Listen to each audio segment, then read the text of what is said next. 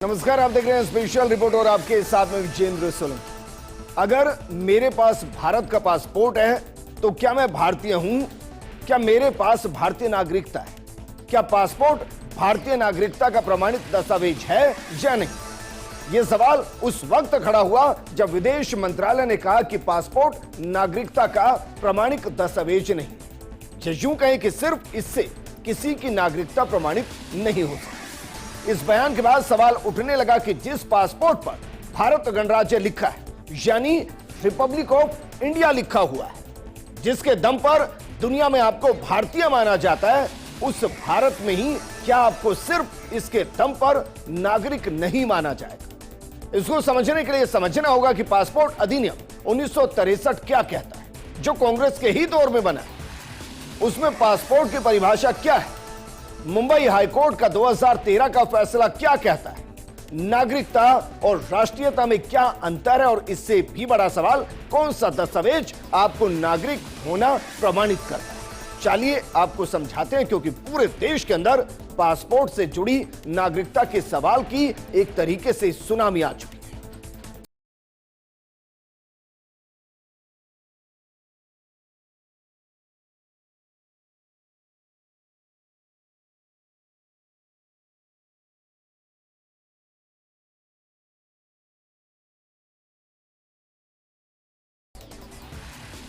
सबसे पहले तो जरा यह समझिए कि जो हम पासपोर्ट आपको दिखा रहे हैं उसमें कौन कौन सी जानकारियां होती हैं। चलिए एक नजर जरा इस पर डालते हैं और उससे प्रोग्राम को आगे बढ़ाते हैं। देखिए जरा, इसमें आपका नाम होता है, आपका फोटो होता है, आपकी जन्मतिथि होती है, आपका एड्रेस होता है, आपका पासपोर्ट नंबर होता है, आपकी राष्ट्रीयता होती है और जारी करने और समाप्ति की तारीख होती है।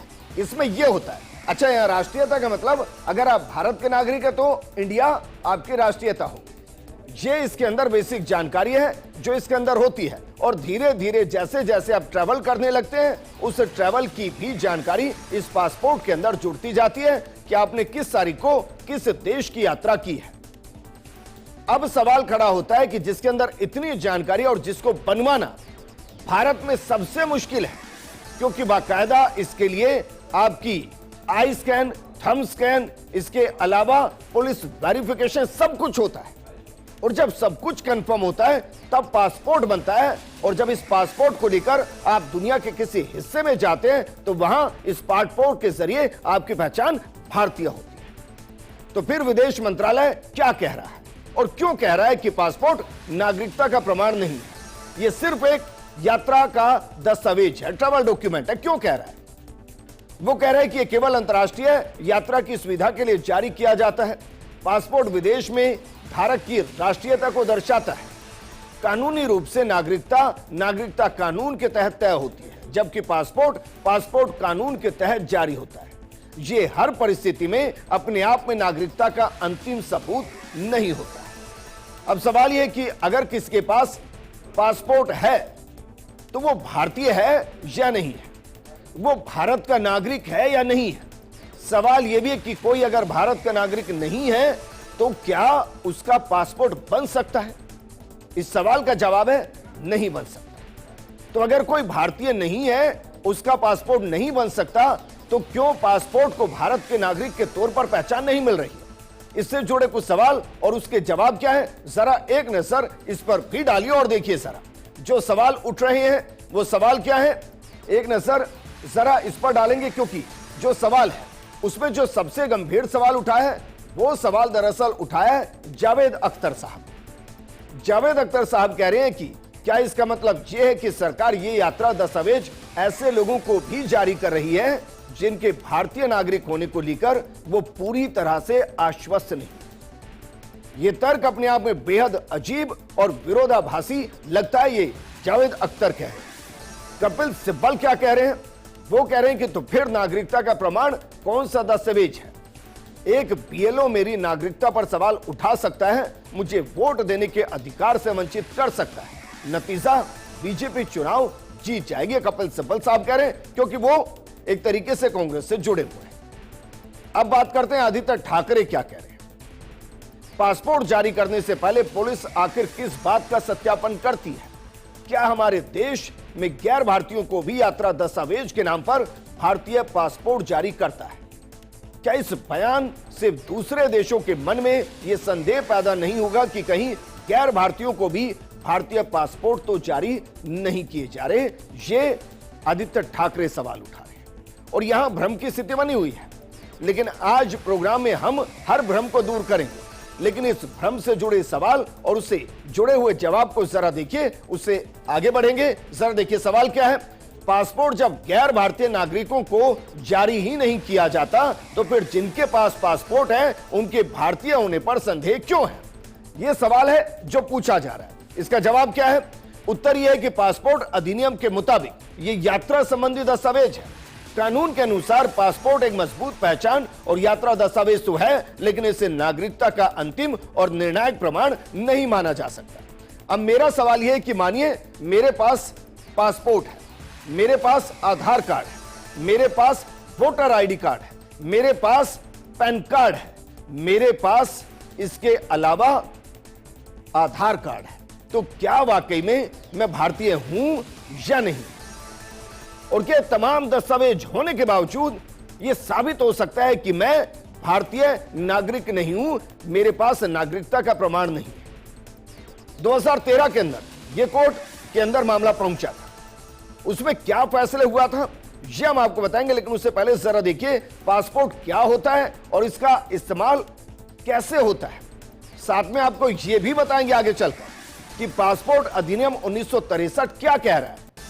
बहरहाल यह केंद्र सरकार द्वारा जारी एक अंतर्राष्ट्रीय पहचान पत्र है जिसका मुख्य इस्तेमाल विदेश यात्रा करने के लिए होता है। विदेश जाने के लिए जरूरी वीजा इसी पर लगता है। विदेश में यही आपकी पहचान, नाम और पते का सबसे बड़ा सरकारी सबूत है। विदेश में भारत सरकार से मदद के लिए भी पासपोर्ट ही सबसे जरूरी है और इसीलिए भारतीय पासपोर्ट सेवा के अंदर बीते कुछ सालों के अंदर एक बड़ा विस्तार हुआ है और मोदी सरकार के दौर में ही यह बड़ा विस्तार हुआ है। जरा एक बार आंकड़ों पर गौर फरमाइए, 10 सालों के अंदर कितना विस्तार हुआ है। 10 साल में पासपोर्ट सेवा केंद्रों की संख्या 77 से बढ़कर कितनी हो चुकी है? 545 हो चुकी है। 2025 में शुरू हुआ चिप आधारित ई पासपोर्ट की 1,47,00,000 प्रतियां जारी हुई है। अब आवेदन निपटाने का औसत समय घटकर 5 से 6 दिन रह गया है। 2019 के 16 देशों के मुकाबले 27 देश भारतीयों को वीजा फ्री प्रवेश देते हैं और वो सिर्फ पासपोर्ट के दम पर होता है, सिर्फ पासपोर्ट के दम पर। लेकिन फिर भी कहा जा रहा है कि पासपोर्ट नागरिकता का प्रमाण नहीं है। तो फिर पहचान पत्र नागरिकता साबित क्यों नहीं कर पाते? जरा इसको लेकर समझिए, क्योंकि आधार, वोटर आईडी और ड्राइविंग लाइसेंस ये भी खास दस्तावेज है, लेकिन ये खास दस्तावेजों के साथ खास कामों के लिए भी है, जैसे पहचान की जांच, चुनाव में रजिस्ट्रेशन या गाड़ी चलाने की अनुमति इनसे मिलती है। लेकिन इन्हें भी नागरिकता तय करने के लिए नहीं बनाया गया है, इसलिए इन्हें अपने आप में नागरिकता का पक्का सबूत नहीं माना जा सकता। तो अभी इस लिस्ट को और बड़ा कर लीजिए। अभी तक तो आप पासपोर्ट पे फंसे हुए थे। अगर आपके पास वोटर आईडी कार्ड है तो भी नागरिकता कंफर्म नहीं होगी। अगर आपके पास ड्राइविंग लाइसेंस है तो भी नागरिकता कंफर्म नहीं होगी। अगर आपके पास आधार कार्ड है तो भी नागरिकता कंफर्म नहीं होगी। तो सिर्फ पासपोर्ट तक मत अटकिए, ये बाकी के 3 दस्तावेज भी आपकी नागरिकता को प्रमाणित नहीं करेंगे। अब यहां से 2 सवालों के बीच में अंतर्द्वंद शुरू हुआ। एक शब्द है राष्ट्रीयता और दूसरा शब्द है नागरिकता। जरा एक बार इन दोनों की परिभाषा को एक बार समझ लीजिए, उसके बाद आगे चलेंगे। जरा देखिए, राष्ट्रीयता का अर्थ है कि आप किसी देश से संबंध रखते हैं, यह विदेश में आपके आईडी प्रूफ की तरह काम करता है। जबकि नागरिकता का मतलब देश में आपको कौन कौन से कानूनी अधिकार मिले हैं। आपको वोट देने, चुनाव लड़ने और सरकारी सुविधाओं का अधिकार है। नागरिकता आपके अधिकार और जिम्मेदारी तय करती है, जबकि राष्ट्रीयता आपकी पहचान तय करती है। दोनों में अंतर है, दोनों में बड़ा अंतर है। राष्ट्रीयता आप किस देश से संबंध है यह तय करती है, आपकी पहचान को तय करती है, जबकि जो नागरिकता है वो आपके अधिकार और जिम्मेदारियां तय करती है। अब इसको जरा दूसरे नजरिए से समझिए। क्या वाकई में आपके पास अगर वोटर ड्राइविंग लाइसेंस है तो क्या आप वोट डाल सकते हैं? नहीं डाल सकते। अगर आपके पास वोटर आईडी है तो क्या आप व्हीकल ड्राइव कर सकते हैं? नहीं कर सकते। अगर आपके पास आधार कार्ड है तो क्या उसको आपका आर्थिक दस्तावेज माना जा सकता है? नहीं माना जा सकता। लेकिन अगर आपके पास पैन कार्ड है तो वो आपका आर्थिक दस्तावेज है, लेकिन वो आपका एक तरीके से वोट डालने का अधिकार नहीं देगा। आप शायद समझ रहे हैं कि मैं क्या कह रहा हूं। हर एक दस्तावेज हर एक कार्य के लिए निर्धारित है। तो जरा समझिए कि भारत की नागरिकता तय कैसे होगी। इसको समझने के लिए आपको कानून को समझना पड़ेगा। अधिनियम 1955 के तहत भारत में जन्म और माता पिता की नागरिकता के आधार पर माता या पिता भारतीय नागरिक हो और बच्चा विदेश में पैदा हुआ हो, योग्य व्यक्ति आवेदन करने से नागरिकता ले सकता है, जैसे कि भारतीय से शादी। विदेशी व्यक्ति लंबे समय तक भारत में रहकर आवेदन कर सकता है। यदि कोई नया क्षेत्र भारत से जुड़ता है तो वहां के लोग नागरिक अपने आप बन जाते हैं। लेकिन नागरिकता का अंतिम निर्णय भारत सरकार के गृह मंत्रालय के द्वारा लिया जाता है।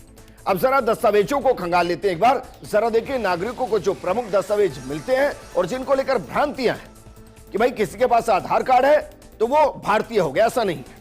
किसी के पास वोटर आईडी कार्ड है तो भारतीय हो गया, ऐसा नहीं है। अभी एसआईआर के दौरान ये तमाम चीजें सामने आई थी, लेकिन अपने भ्रम को दूर करने के लिए जरा एक बार समझ लीजिए कि कौन सा कार्ड किस लिए इस्तेमाल होता है। एक एक करके आपको बताते हैं। आधार कार्ड पहचान का आपका कार्ड है, पते का जो है 10 नंबर का दस्तावेज इसके अंदर होता है जो आपके पहचान को बताता है। वोटर आईडी चुनावी संबंधी पहचान पत्र है। पासपोर्ट विदेश में यात्रा का पहचान पत्र है। पैन कार्ड आर्थिक पहचान पत्र है। ड्राइविंग लाइसेंस चालक पहचान पत्र है। जन्म प्रमाण पत्र नागरिक प्रमाण पत्र है, लेकिन इसके अंदर भी कई क्लॉज है जो आगे चलकर आपको बताएंगे।